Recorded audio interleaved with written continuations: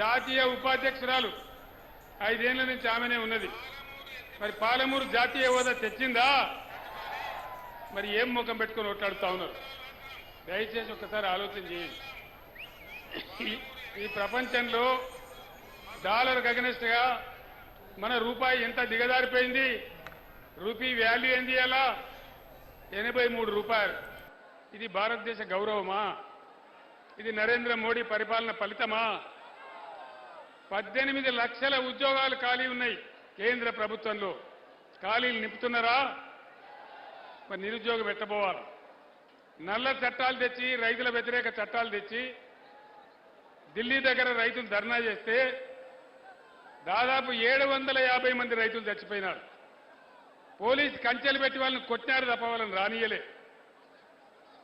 నేను పోయి మన రాష్ట్రం తరఫున పంజాబ్ పోయి చండీగఢ్లో 750 మంది రైతులకు తమ్ముడు ఎత్తు ఎందుకు తోపులాట ఎందుకు ఉన్నకా నిలబడండి, అవి బంద్ చేయండి, బంద్ చేయవా బాబా, బంద్ చేయి, బంద్ చేయవా, బంద్ చేయి, ఎందుకా తోపులాట? అది నేను 10 నిమిషాలు మాట్లాడి ముగిస్తా ఉండొచ్చు కదా. ఆ పెద్ద ఆయన చూస్తున్నావు పాపం నువ్వు. చట్టం ప్రకారం ఏ రాష్ట్రంలో ఎన్ని జిల్లాలుంటే అన్ని జిల్లాలకు కేంద్ర చట్టం ప్రకారమే నవోదయ పాఠశాల ఇవ్వాలి. మనం 33 జిల్లాలు చేసుకున్నాం. ఒక్కటన్నా నవోదయ పాఠశాల ఇచ్చిండా మోడీ? మరి మన రాష్ట్రానికి, కొత్తగా తెచ్చుకున్న రాష్ట్రానికి, పేద రాష్ట్రానికి ఒక్క నవోదయ పాఠశాల కూడా ఇవ్వనటువంటి బీజేపీకి ఒక్క ఓటు కూడా మనం ఎందుకు వెయ్యాలి? వేయచ్చునా? నేనేం చెప్తున్నా అర్థమైందా? ఏ రాష్ట్రంలో ఎన్ని జిల్లాలున్నాయో అన్ని జిల్లాలకు నవోదయ పాఠశాల ఇయ్యాలి. ఇది కేంద్ర ప్రభుత్వ చట్టం. నేను ఒక 100 ఉత్తరాలు రాసిన, అయ్యా మాది వెనుకబడ్డ ప్రాంతం మాది, ఇయ్యండి నవోదయ పాఠశాల అంటే ఒక్కటి కూడా ఇయ్యలే, ఒక్కటి కూడా. మరి అటువంటి బీజేపీకి మనం ఎందుకు ఓటేయాలి? దయచేసి ఆలోచన చేయండి. 157 మెడికల్ కాలేజీలు పెట్టిన దేశంలో మోడీ. మాకు 4 ఇయ్యవని బతిమాలినాం.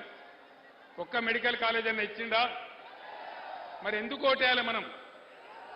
నేను యువకులతో దయచేసి ఒకటే మాట మాట్లాడుతా ఉన్నా. భవిష్యత్తు మీది, తెలంగాణ మీది, ఈ దేశం మీది. ఎవరు పనిచేస్తారో, ఎవరు న్యాయంగా ఉంటారో వాళ్లకు ఓటేస్తేనే మన బతుకులు బాగుపడతాయి. పని చెయ్యని వాళ్ళకేస్తే ఇబ్బంది పెడతాడు. ఇవన్నీ బోను. నరేంద్ర మోడీ ఒక మాట చెప్పిండు. ఏం మాట? కేసీఆర్ వ్యవసాయ బావుల కాడ నువ్వు తప్పకుండా మీటర్లు పెట్టాలి. మీటర్లు పెట్టకపోతే సంవత్సరానికి 5,000 కోట్ల గ్రాంట్ ఏదైతే ఉందో దాన్ని బంద్ చేస్తా అని చెప్పినాడు. నేను చెప్పిన నరేంద్ర మోడీ, నా ప్రాణం పోయినా, నా తలకాయ దిగినా నేను మీటర్లు పెట్టా అని చెప్పిన. మీటర్లు పెట్టానా వద్దా అన్నా? వినబడతలేదు. మీటర్లు పెట్టానా వద్దా? మరి అలా నరేంద్ర మోడీకి ఓటేస్తే జరిగేదేంది? నరేంద్ర మోడీకి ఓటేస్తే మేం మీటర్ పెట్టమని చెప్పంగా కూడా రైతులు మాకే ఓట్లేసిండ్రు కాబట్టి ఖచ్చితంగా మీటర్లు పెడతా అంటారు. ఇప్పుడున్న ముఖ్యమంత్రి చోటేబాయ్, నరేంద్రబాయ్, బడేబాయ్.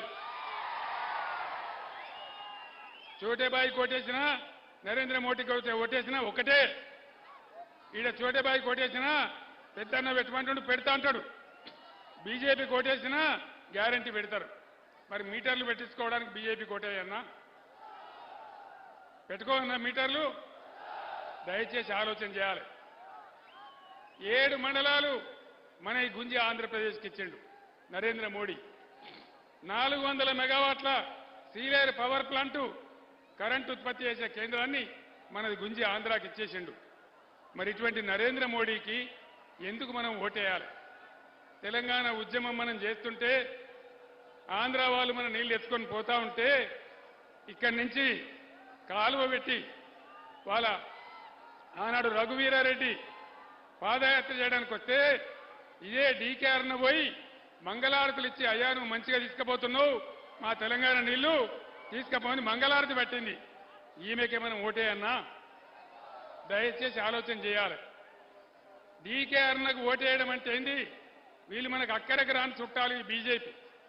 అక్కరకు రాని చుట్టము, మొక్కిన వరం ఇయని వేల్పు, మోవరమునదాని ఎక్కిన బారిన గుర్రము, గ్రక్కున విడువంగవలవి అని చెప్పింది. మరి అదేవిధంగా ఎందుకు భారతీయ జనతా పార్టీకి మనం ఓటేయాలి? దయచేసి ఆలోచన చేయండి. మన కన్ను మనమే ఒడుచుకుందామా? మనకు విషయం ఇస్తే మనమే తాగుదామా? దయచేసి ఆలోచన చేయండి. నేను మీ అందరినీ ప్రార్థించేది ఒకటే, ఇవాళ వీళ్ళు వాళ్ళు అందరూ కూడా ఎవరు మనకేం చేయలే. ఇక కాంగ్రెస్ గవర్నమెంట్ 5 నెలలే వచ్చి